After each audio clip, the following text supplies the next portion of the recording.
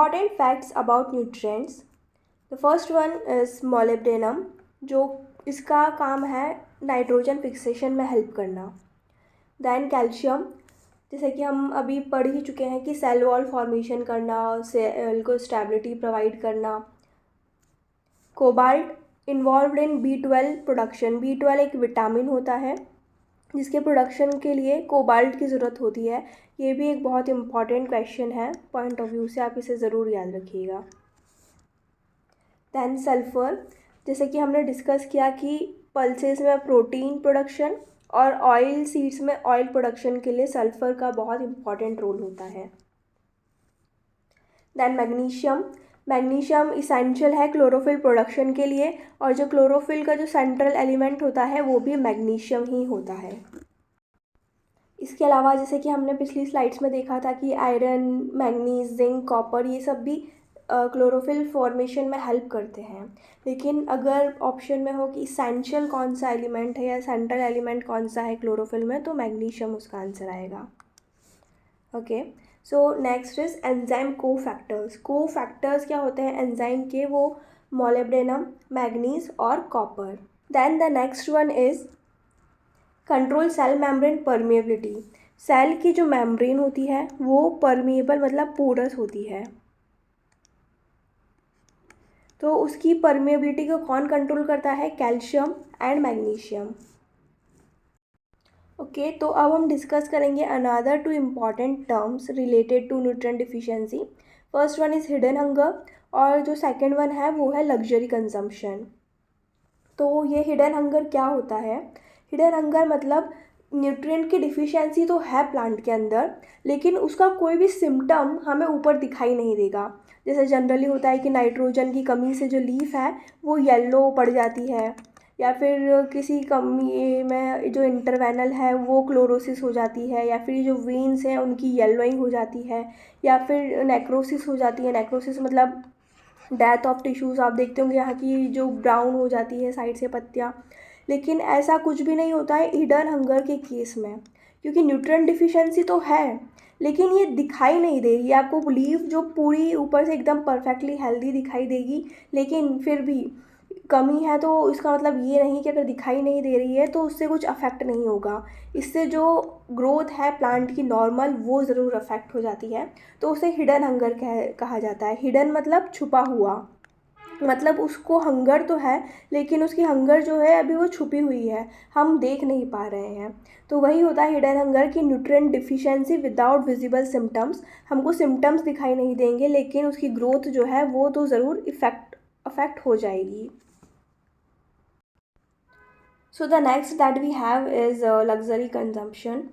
देखिए, एक तो जो हमने पढ़ा कि हिडन हंगर की बेचारा जो प्लांट है उसके पास है नहीं और वो अपनी भूख छुपा रहा है, और वहीं दूसरी तरफ है लग्जरी कंजम्पशन. जो प्लांट्स है उसे इतने एक्सेस में न्यूट्रिएंट्स मिल रहे हैं कि वो अपनी ज़रूरत से भी ज़्यादा न्यूट्रिएंट्स का अपटेक कर ले रहा है.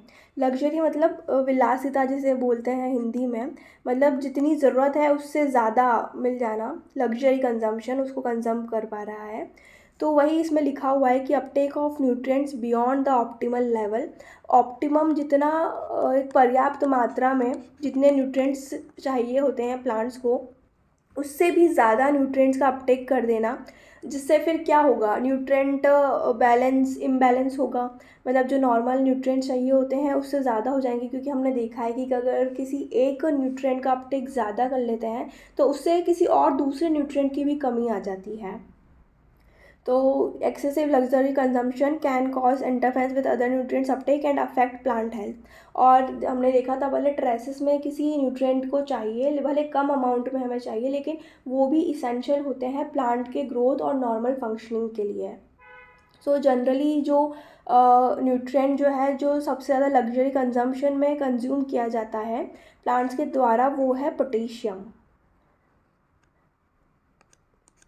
तो ये भी एक इम्पॉर्टेंट क्वेश्चन अराइज होता है इस टॉपिक से कि कौन सा न्यूट्रिएंट है जो प्राइमरी सबसे ज़्यादा मतलब लग्जरी कंजम्पशन में इन्वॉल्व होता है, तो वो होता है पोटेशियम. जनरली जब सॉइल में किसी एक पर्टिकुलर न्यूट्रिएंट की क्वांटिटी ज़्यादा होती है तब भी ये लग्जरी कंजम्पशन देखा जाता है. और इसके अलावा जो लग्जरी कंजम्पशन है वो एक कॉम्पिटिटिव स्ट्रेटजी भी होती है प्लांट्स की। हाँ, प्लांट्स भी कॉम्पिटिटिव स्ट्रेटजी को फॉलो करते हैं। जैसे कि कोई स्लो ग्रोइंग आर्टिक वेजिटेशन है, तो जो प्लांट्स हैं वो ज़्यादा न्यूट्रिएंट्स अब्जॉर्ब कर लेंगे, उन्हें जितने चाहिए उनसे ज़्यादा, ताकि जो दूसरी स्पीशीज़ है वो इतना ग्रो ना कर पाए और वो उसका एडवांटेज लेके ज़्यादा ग्रोथ कर सके। तो ये ऐसे भी लग्जरी कंजम्पशन होता है। Okay, so next topic is absorption of foliar nutrients. Foliar मतलब छिड़काव किए गए जो न्यूट्रिएंट्स हैं, जो न्यूट्रिएंट्स हैं जिनका छिड़काव किया गया है, तो उनका अब्जॉर्प्शन कैसे होता है। तो ये 3 टाइप से होता है। एक तो रैपिड, मॉडरेट और स्लो, मतलब बहुत जल्दी वो अब्जॉर्ब कर लेंगे। मॉडरेट मतलब थोड़ा टाइम लगेगा अब्जॉर्ब करने में प्लांट के द्वारा, और स्लो मतलब बहुत धीरे धीरे प्लांट्स इन्हें अब्जॉर्ब करेंगे। तो रैपिड हो जाएगा नाइट्रोजन, पोटेशियम, जिंक, NKZN।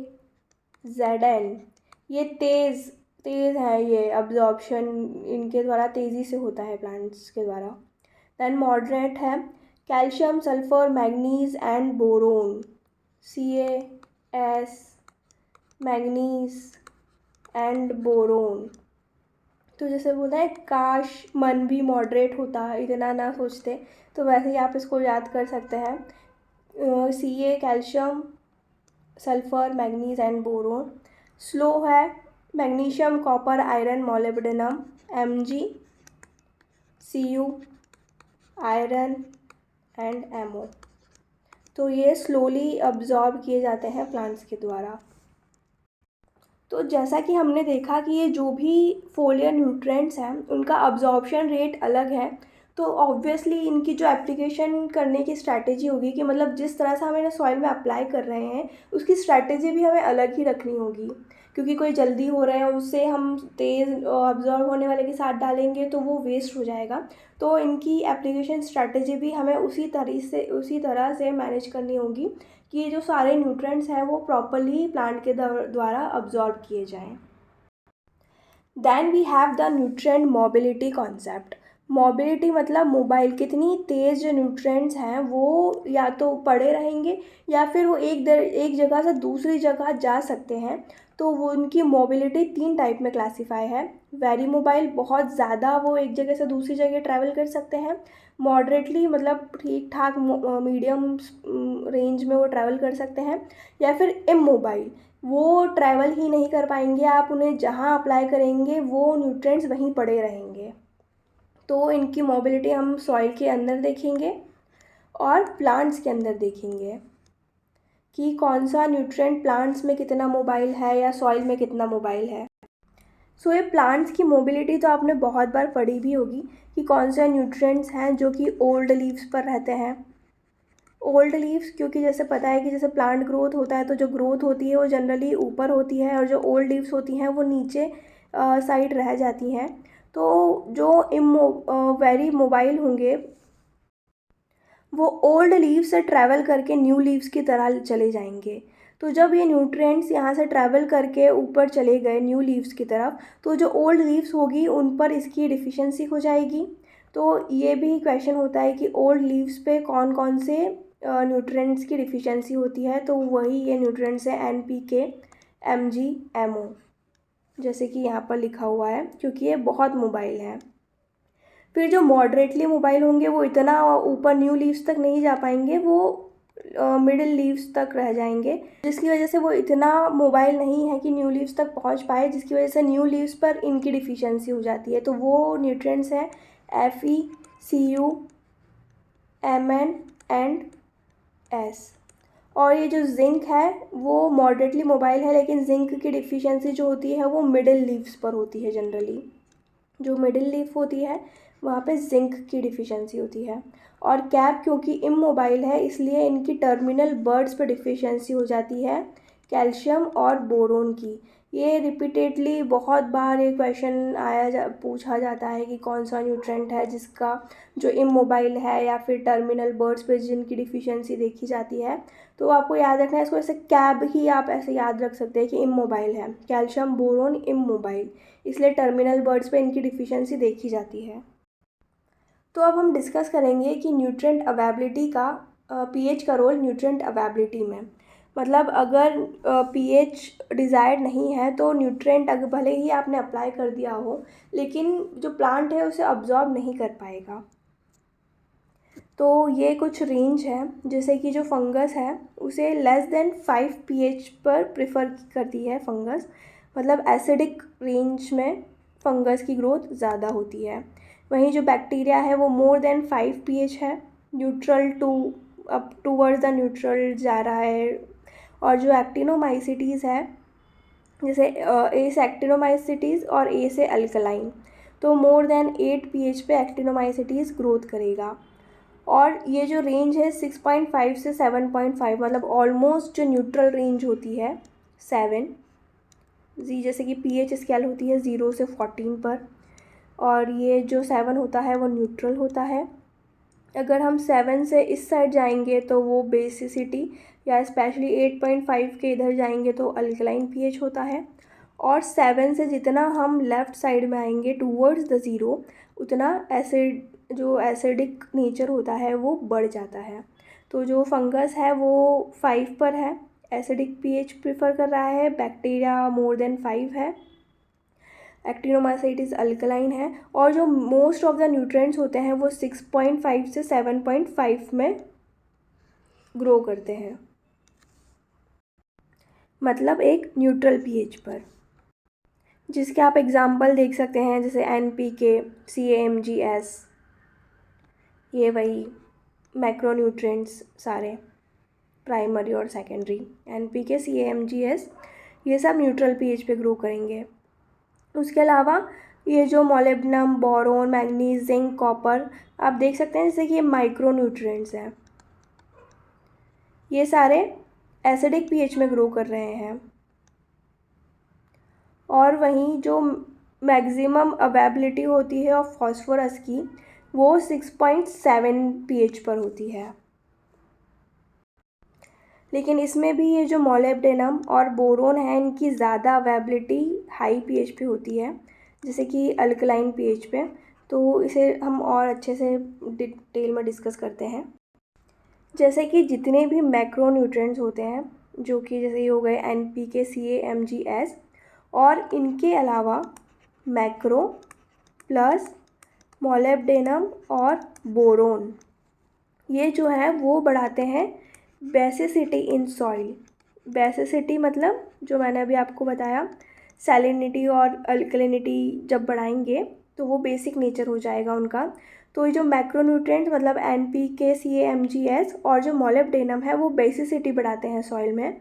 वहीं जो माइक्रोन्यूट्रिएंट्स होते हैं, जो कि हमने डिस्कस किए थे, माइक्रोन्यूट्रिएंट एक्सेप्ट, क्योंकि ये दोनों भी माइक्रोन्यूट्रिएंट है, एक्सेप्ट दिस, जो भी न्यूट्रिएंट्स हैं वो एसिडिटी बढ़ाते हैं सॉइल में। तो ये आप याद रखिएगा। इसके लिए मैं आपको एक ट्रिक बता देती हूँ। जैसे MOB या मॉब हो गया ना, तो हम देख रहे हैं कि बहुत सारे जैसे मॉब लिंचिंग के केसेस बढ़ जाते हैं, तो उसमें कुछ नहीं होता है, जो भीड़ होती है वही जले पे नमक छिड़क देती है। तो उससे आप याद रखिए, नमक छिड़क देना मतलब बेसिसिटी बढ़ा देना। तो इसकी वजह से बेसिसिटी बढ़ जाएगी, और यही एक्सेप्शन था, बाकी सब क्या थे, मैक्रो ही थे। तो इससे आपने बेसिसिटी याद रख लिया, और जो बच गए मैक्रो, इसके अलावा जो माइक्रो बच गए एक्सेप्ट दिस, वो एसिडिटी बढ़ा देंगे। इसके अलावा हम देखते हैं कि फॉस्फोरस किस तरह से अब्जॉर्ब किया जाता है प्लांट्स के द्वारा। एक्चुअली हमने एक चीज़ मिस कर दी लास्ट स्लाइड में, उसे वापस पढ़ लेते हैं कि mobility of nutrients in soil. Nutrient mobility, जैसे कि वेरी मोबाइल, सॉइल में कौन कौन से न्यूट्रिएंट्स है बहुत ज़्यादा मोबाइल हैं, तो इसमें हम इसको नाइट्रोजन नहीं बोलेंगे, इसे बोलेंगे नाइट्रेट फॉर्म। जैसे कि जो प्लांट्स है दो फॉर्म में अब्जॉर्ब करते हैं नाइट्रोजन को, नाइट्रेट और अमोनियम फॉर्म में। तो जो मोस्ट ऑफ द प्लांट्स जो होते हैं वो तो नाइट्रेट के फॉर्म में ही अब्जॉर्ब करते हैं, लेकिन कुछ प्लांट्स होते हैं जैसे पोटैटो और राइस, जो कि अमोनियम के फॉर्म में अब्जॉर्ब करते हैं न्यूट्रिएंट्स को। तो जो वेरी मोबाइल है वो नाइट्रेट फॉर्म है, उसके अलावा बोरोन और सल्फ़र। वहीं जो मॉडरेटली है, जो अमोनियम नाइट्रोजन है वो मॉडरेट है। फिर उसके अलावा पोटेशियम, कैल्शियम, मैग्नीशियम और मोलिब्डेनम, ये मॉडरेटली मोबाइल है। और इमोबाइल हैं जो कि सॉइल में ज़्यादा मूव नहीं कर सकते, वो है नाइट्रोजन ऑर्गेनिक, जो ऑर्गेनिक नाइट्रोजन होगा। उसके अलावा वेरी इंपॉर्टेंट फॉस्फोरस। ये क्वेश्चन भी पूछ लेते हैं कि फॉस्फोरस के रिगार्डिंग बहुत बार पूछा जाता है कि immobile nutrient in soil, phosphorus का उसमें ऑप्शन बहुत बार आता है। उसके अलावा ये जो भी कॉपर, आयरन, मैग्नीज, जिंक, ये ऐसे तो मोबाइल हैं, लेकिन जब इनको चिलेटेड फॉर्म में, जब इनका चिलेशन कर दिया जाता है तो ये इमोबाइल बन जाते हैं। तो ये चिलेशन क्या होता है? ये चिलेशन एक प्रोसेस होता है जिसमें जो ऑर्गेनिक मॉलिक्यूल्स हैं उससे जो मिनरल्स हैं उन्हें बाइंड कर दिया जाता है ताकि एक ज़्यादा स्टेबल कॉम्प्लेक्स बन सके, जिसे हम चिलेट्स कहते हैं। तो इससे क्या होता है, ये जो भी माइक्रो न्यूट्रिएंट्स होते हैं वो अदर मिनरल के साथ जाकर बाइंड नहीं होते हैं, और अब ईज़िली जो न्यूट्रिएंट प्लांट अब्जॉर्ब करना चाहता है वो उसे अब्जॉर्ब कर सकता है। तो इसलिए चिलेशन करना इम्पॉर्टेंट होता है ताकि जो ये माइक्रो न्यूट्रिएंट्स हैं वो किसी और मिनरल के साथ बाइंड ना हो जाए और उनकी अवेबिलिटी कम ना हो जाए। इन्हें उसकी जगह एक ऑर्गेनिक जो मॉलिक्यूल होता है उसके साथ कम बाइंड करके एक स्टेबल कॉम्प्लेक्स किया जाता है, बनाया जाता है, जिसे chelated form of the micronutrients कहते हैं। तो ये जो होते हैं वो इमोबाइल होते हैं सॉइल में, मतलब ये लीच डाउन करके नहीं चले जाते। लीचिंग से क्या होगा, लीचिंग का मतलब क्या होता है कि सॉइल से है वो बह के जो भी न्यूट्रिएंट्स हैं वो नीचे चले जाते हैं, जिससे कि उनकी जो रूट्स होती हैं प्लांट्स की, उनके तो जो प्लांट्स की रूट्स होती हैं उनकी रेंज से भी बाहर चला जाता है, जिसकी वजह से प्लांट्स उन्हें अब्जॉर्ब नहीं कर पाते।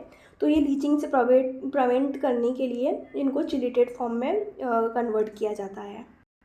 तो आइए अब हम कंटिन्यू करते हैं कि ये फॉस्फोरस की अवेबिलिटी पीएच के साथ कैसे डिटरमाइन की जाती है या कैसे अफेक्ट होती है। तो ये जो फॉस्फोरस जो है उसके 3 फॉर्म्स होते हैं, PO4 3 negative, then HPO4 2 negative और H2PO4 नेगेटिव। जैसे आप देख सकते हैं कि इधर जाने से जो हाइड्रोजन है वो बढ़ रहा है और जो ऑक्सीजन का चार्ज है वो कम हो रहा है। तो जैसे कि पीएच उसके नाम में ही है, परसेंटेज ऑफ हाइड्रोजन। तो जैसे जैसे हम इधर जाएंगे एसिडिटी बढ़ेगी, उस वैसे वैसे जो हाइड्रोजन है वो भी बढ़ जाएगा। ओके, तो अब इनकी पीएच की बात करते हैं। तो जो PO4 3 नेगेटिव है उसकी अवेबिलिटी होती है मोर देन 7.5 pH पर। वहीं जो H2PO4 नेगेटिव है उसकी अवेबिलिटी होती है 7 pH पर, और जो H2PO4 नेगेटिव है उसकी अवेबिलिटी होती है 5.5 pH पर। ओके, उसके अलावा अगर ये पूछा जाए कि जो फॉस्फोरस है उसकी मैक्सिमम अवेबिलिटी कितने pH पे होती है, तो वो होती है 6.7 pH पर, 6.7 pH पर।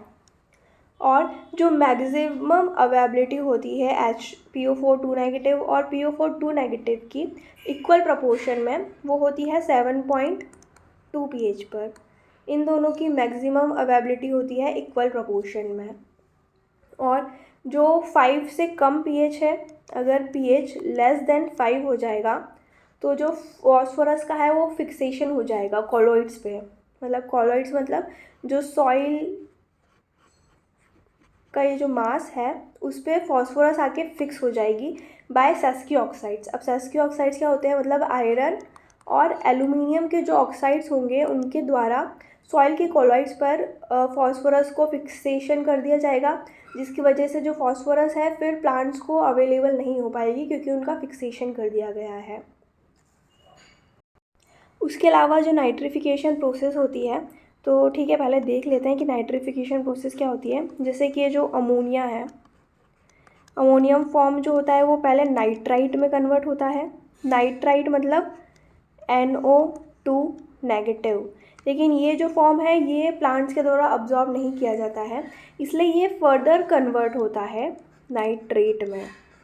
और यही फॉर्म जो है, जैसे कि हमने देखा था पिछली स्लाइड्स में, कि मैक्सिमम जो प्लांट्स हैं वो इसी फॉर्म में अपटेक करते हैं नाइट्रोजन का। तो ये है नाइट्रेट। अब जैसे इसमें ये वर्ड आ रहा है एट, एट मतलब खाना। तो जो प्लांट्स हैं वो इसी फॉर्म में इसको खाएंगे। तो उससे आप याद रख सकते हैं कि कौन से फॉर्म में नाइट्रोजन का अपटेक किया जाता है प्लांट्स के द्वारा। तो नाइट्राइट नहीं, नाइट्रेट है। और ये कन्वर्जन में कुछ बैक्टीरियाज भी इन्वॉल्व होते हैं, जैसे कि जब अमोनियम से नाइट्राइट में कन्वर्ट करते हैं तो वो सोमोनास बैक्टीरिया होता है, सोमोनास बैक्टीरिया होता है। और जब नाइट्राइट से नाइट्रेट में करते हैं तो वो नाइट्रोबैक्टर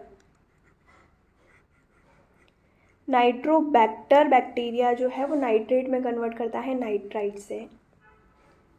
ओके, तो ये जो प्रोसेस होती है नाइट्रिफिकेशन, इसके लिए बेस्ट पीएच कौन सा होता है? इसके लिए बेस्ट पीएच होता है 8.5 पीएच।